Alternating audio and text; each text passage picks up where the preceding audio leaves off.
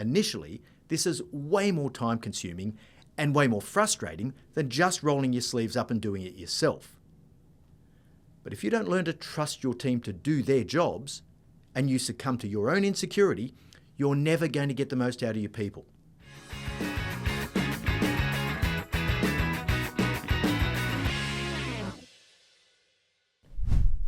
Welcome to Moments with Marty, your short, sharp shot of leadership insight to help you to stay on track between our weekly episodes of the No Bullshit Leadership podcast.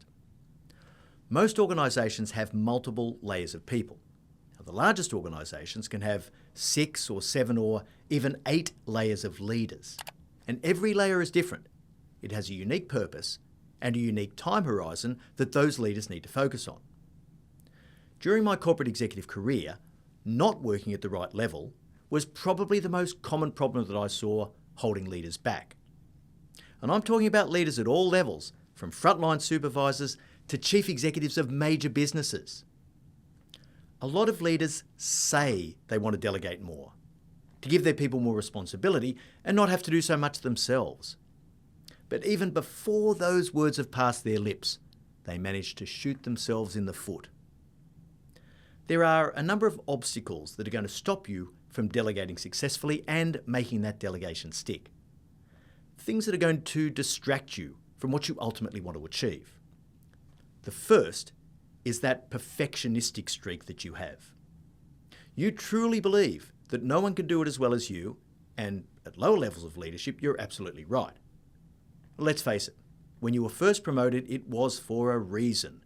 You probably were the most capable technical person in your team.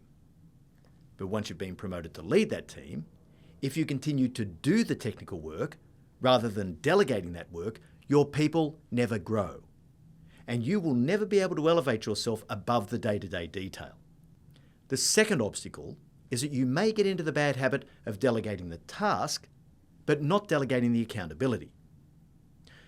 You let the people below you do the work, but you expect them to come to you with problems, to run their decisions past you, and to make sure you are intimately involved in everything they do.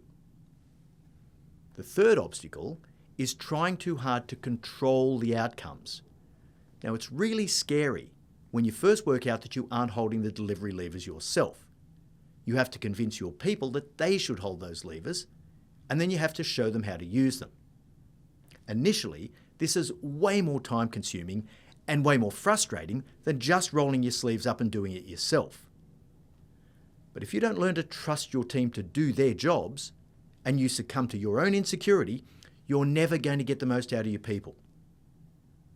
The fourth obstacle is micromanaging, wanting to understand the work at a level of detail that is entirely inappropriate for the level you're being paid to work at. And the fifth and final impediment is unconsciously usurping your people's decision-making rights. I used to do this all the time. When people came to me for advice, I'd say, "Look, this is completely your decision and I'm really happy to go with whatever you decide. However, if I were you, I'd want to think about these things." I had my thumb on the scales. Whenever you over-function for your people, they learn to ease off. You're training them to be dependent and weak. Now, to be fair, this is rarely fatal, but you'll find that you have to work a lot harder than you should, and your people won't grow. So how do you delegate so that it really sticks? The place to start is by being attuned to and eliminating those 5 obstacles. Once you've done that, it's just a matter of stopping the dumb shit. Don't get in your people's way.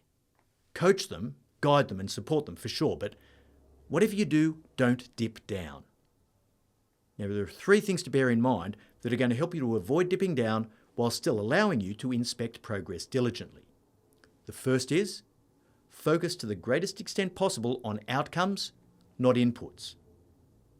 The second is, whenever someone comes to you for help, don't give directions. Instead, ask questions. And the third thing is, whenever you do ask questions, make sure they're pitched at the appropriate level of detail. Now, if you say all this fast enough, it sounds easy, but believe me, working out how to really make delegation stick is a lifelong quest. Once you master it, though, the performance that your team delivers will be as different as night and day. For more depth on this insight, have a listen to episode 211 of the No Bullshit Leadership podcast, Successful Delegation. We'll leave a link in the show notes. I really hope you enjoyed this moment and that it gives you that extra little spark to be a no bullshit leader.